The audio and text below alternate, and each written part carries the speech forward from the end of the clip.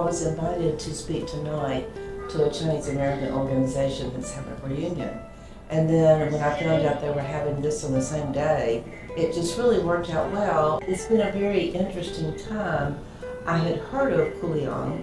I had been to the Chinese embassy in DC for a dinner with some people that were related to the founders of the Kuliang back in the early 1900s. And so, but I never realized how far-reaching it is.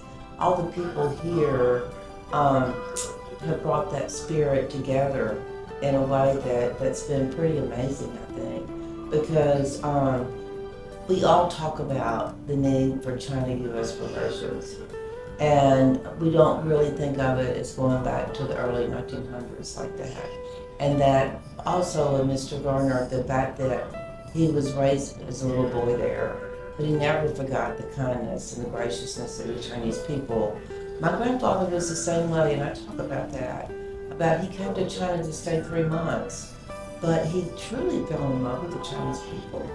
And he wanted to stay and help them, number one, and he continued to help them for the rest of his life.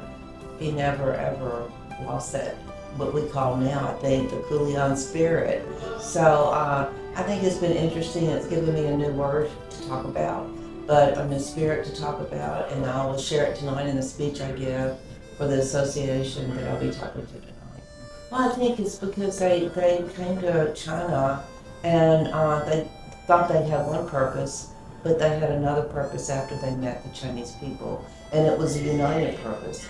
I've had the opportunity to interview many veterans of World War II that were in China that were rescued by Chinese people, and I was always amazed that they had that bond and that friendship, that they felt so united together. Soldiers fighting for the same country a lot of times are united together, and they call it a brotherhood. But the fact that these Americans went over to a foreign land and they felt this brotherhood with the Chinese people, I think it's kind of quite rare. I've talked to a lot of other soldiers that have fought in later wars, but I've never heard that same expression. I think it was just the bond between Chinese and Americans. But the main thing to remember is that bond is more important today than it's ever been, because China and the United States, we have to learn to coexist and live together. But how much better if we coexist and live together and really have a sharing spirit about us and an appreciation for each other. I think the main thing we have to do and we have to consider right now is that we have to make this next generation, yourself included, realize the importance of maintaining peace. It's very difficult. You know, I have talked about and spoken so much about my grandfather's wartime genius when he developed the fighter tactics and the tactics that would be necessary and were used to win a war.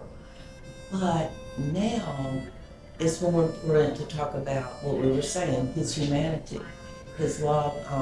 He didn't look at people as being different. He looked at them as being equal, and he wanted to help them. And so the humanitarian side now is taking an even higher level for me, because that is a message for today. You know, a lot of times younger people take so many of these things for granted because they don't really realize the cost of war. You know, history is not so proud. It's so long ago. The horrors of World War II and the Sino-Japanese War. How can we wake them up and make them understand the importance of a united China and the United States?